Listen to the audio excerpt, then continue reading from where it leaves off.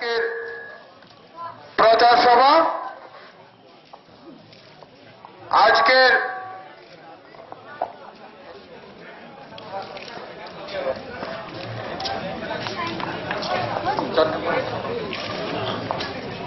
এই নির্বাচনী সভায় সভাপতিত্ব করার জন্য আমি 52 নং চণ্ডীপুর নির্বাচন ক্ষেত্রের এসটি কংগ্রেসের সভাপতি শ্রীযুক্ত অশ্বিনী দেববর্মার নাম আমি প্রস্তাব করছি। এই প্রস্তাব আমি সর্বাত্মকভাবে সমর্থন করছি।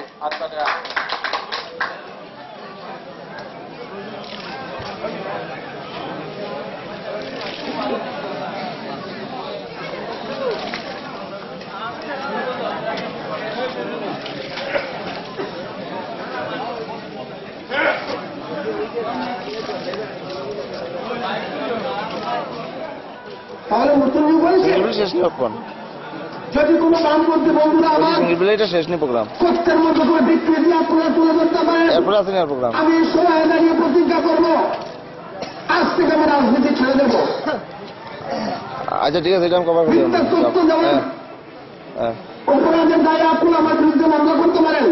আচ্ছা ঠিক আছে, তথ্য বিজিবি দেওয়া তথ্য নয়।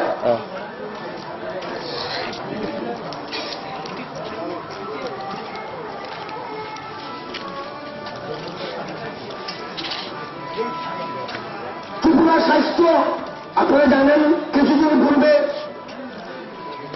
ত্রিপুরায় কোটি কোটি টাকার ওষুধ কেলেঙ্কারি হয়ে গেল।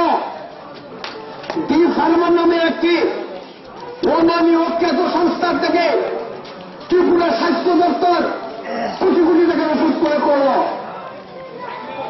নিম্নমানের ডুপ্লিকেট ওষুধ, নকল ওষুধ এবং বিভিন্ন ডিসপেন্সারিতে স্বাস্থ্য কেন্দ্রের ওষুধগুলো ছড়িয়ে দেওয়া হলো, অঙ্গনওয়াড়ি সেন্টারের মাধ্যমে ছড়িয়ে দেওয়া হলো, হসপিটালের মাধ্যমে ছড়িয়ে দেওয়া হলো।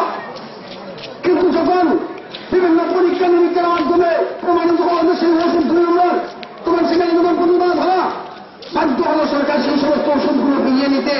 আর সেই স্বাস্থ্য অধিকর্তাকে পাশে বসে এক মন্ত্রীর পাশে স্বাস্থ্য অধিকর্তা বসে স্বাস্থ্যমন্ত্রীকে পাশে বসে উনি তথ্য দিচ্ছেন যে ভেজাল ওষুধ খেলে নাকি কারো শরীরে কোনো ক্ষতি হয় না। এই হচ্ছে জনকল্যাণকামী বামপন্থী, হচ্ছে স্বর্ণ যুগের স্বাস্থ্যমন্ত্রীর ভূমিকা।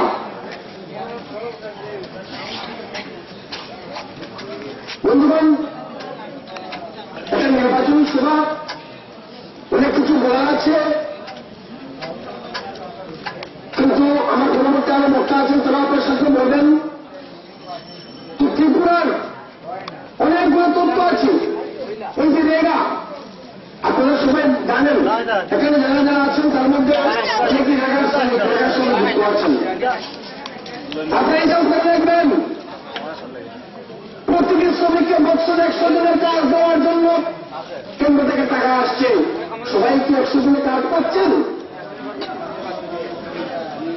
রেগা শ্রমিকদের 15 দিনের মধ্যে তাদের পাওনা ঘন্টা বিক্রি দিতে হয়।